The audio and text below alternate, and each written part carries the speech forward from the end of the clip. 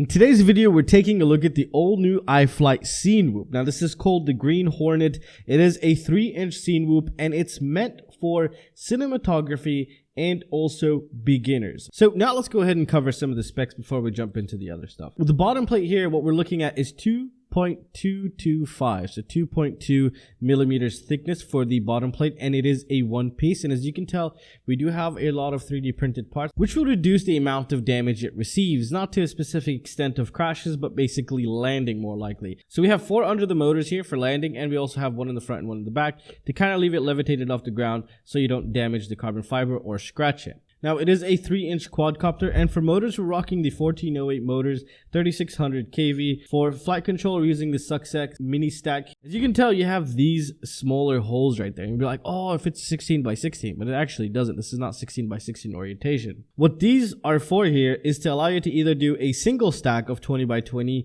or a double stack of 20 by 20 with this one and this one. For one stack would be right here, and the other stack would be on the back side. So that's really nice.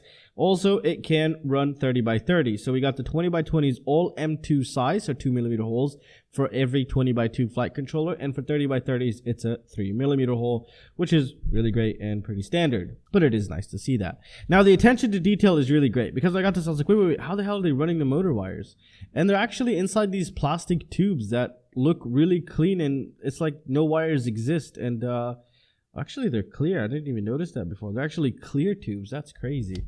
Let's actually try to get a closer look on that. You can see the wires, but it seems like it's just one black piece here. So the attention to detail and also the execution is really great. Now, also, it is an absolute pain to get into the USB part here. However, they provide you with a solution, which is this extension. And that is something really nice, very thoughtful, and is really much in need. So you can just easily come right here and just plug it in. Just like that. I'll show you. You just bring it in, align it. It'll be easier if you don't have a camera. Align it, plug it in, and you're good to go. So that's really nice into that perspective. It keeps everything very good. You can tell that the stack has a little give because of the way it's mounted, and that's really nice. Now, for binding the receiver, I did have to use a battery because some flight controllers give 5 volts through the USB to power up the receiver. However, in this case, it does not. I did have to use a battery. However, they have the button exposed for you right there, so very easy, and I really like seeing that. All you gotta do is just add a little pressure under it, so when you're gonna push this with something, it doesn't just push the 3D printed part down, because this is obviously TPU and it has some give, so it won't break. Now, also, if we take a closer look inside, we see we do have a low ESR capacitor, which is really great to see here, especially on this little 3-inch. And for antenna, they give you this antenna here, which I don't know what it is exactly, but it's decent enough. Let's talk about the durability and the way this thing's going to actually take hits. Now, I've gotten into a couple of crashes here, slightly damaged the frame, just a slight damage. I was flying it into metal poles basically, but this thing should last. Now, for the foam, they're using really thick foam like we've seen before.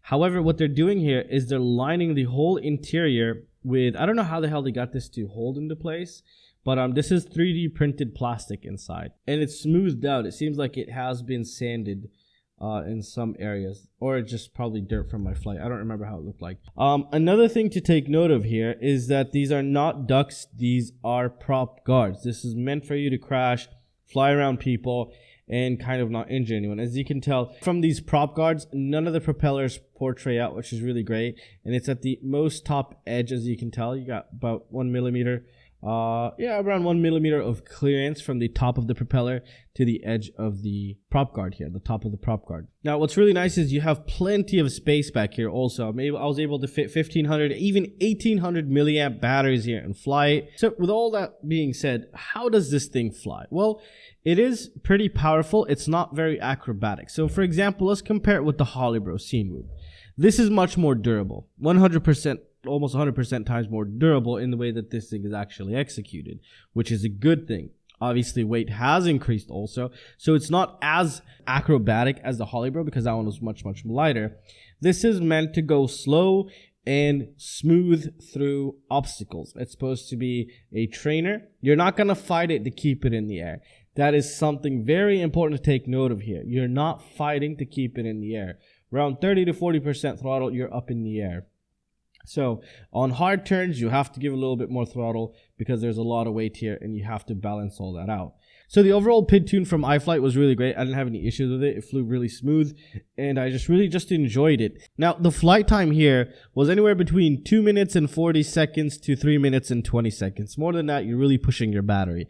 At least what the way I was flying. And I was going pretty smooth. Now for the camera of choice, they used the Hakcrc, which I find actually I think is the best looking nano camera out there currently. I still need to do more tests, but I was able to see just about everything pretty good here. However, I do have one thing which I really didn't like about it, which is the video transmitter. I had a lot of problems. It could be the antenna or it could be the video transmitter. 200 milliwatts wasn't really giving me much range in my bando. I even had to switch out to my sky zone. I switch out of my sky zones into my fat shots with the Emergence RC rapid fire. And still the same thing. Actually, the sky zones were performing much better, which was an absolute surprise to me. But, you know, back to the thing, it's the video transmitter isn't really great, especially when you're multipathing. Basically, on 200 milliwatts with all that metal, I couldn't really go more than, I don't know, anywhere between 30 to 70 meters away from it, really. It got pretty bad. So that's something to take note of here. Probably the antenna.